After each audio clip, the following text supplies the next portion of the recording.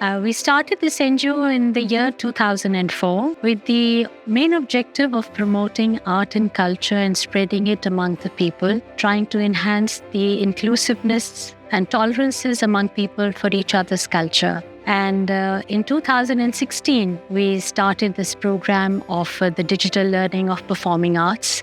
So that's how we coined the name Roots to Roots, Raaste Jadon Tak. And we said, culturally, if we can tolerate each other's culture, we have won 3/4 of the battle. So then we got into teaching of art and culture and heritage to the children in a mass scale. This again a challenge. India is not a country which is having a few hundred schools. So these number of schools to reach there physically was impossible. We started with 50 schools, and we thought it'll be the first one of its kind where we could take the cultural education to the children who are sitting in the remotest parts of the country. And what better way than to do it digitally, because you can impact innumerable number of children from all sections of society, class, creed. This was like all free for them. There is no charge to them, because culture is not something which you can sell. It is something you can just imbibe into the others. And digitally also not one-sided. It should be real-time interactive so that the teachers could learn, could teach, and could also know what the students are wanting to learn, which was very important.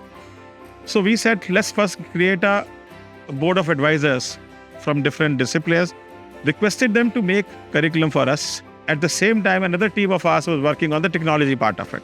Mind you, 2016 was a year when nobody knew about Zoom or any other such platforms. That was the time we were working on this. So finally, we got a breakthrough in about 6-7 months. And in August 2016, we inaugurated with 50 schools.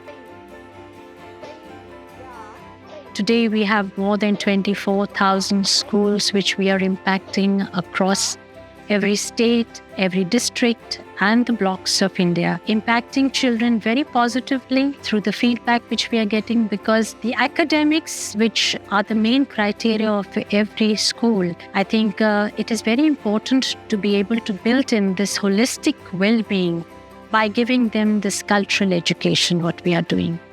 Our classes are held every day. The roster goes to the school every month. So it's a properly managed technologically, and how we have infused in the IT into it, how we have infused telecom into it, and art into it. So this is the end product, is that what you see today.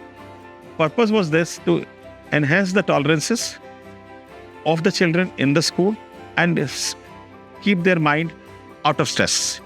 The first feedback that we got from a big chain of schools was this, that after our project has started, we are getting lesser fights in the school. The biggest challenge in fundraising is there for this organization, of specifically primarily to make somebody understand that art and culture is important. And for them, it was an extracurricular activity. It was not of importance. It's not education per se.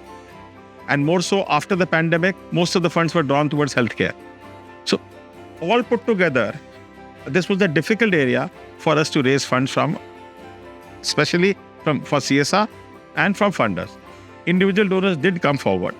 We could convince them, but those were smaller amounts, and you need much more individual donors to collect to get the required funds. Most of the funding that we need is for putting in the equipment in the schools.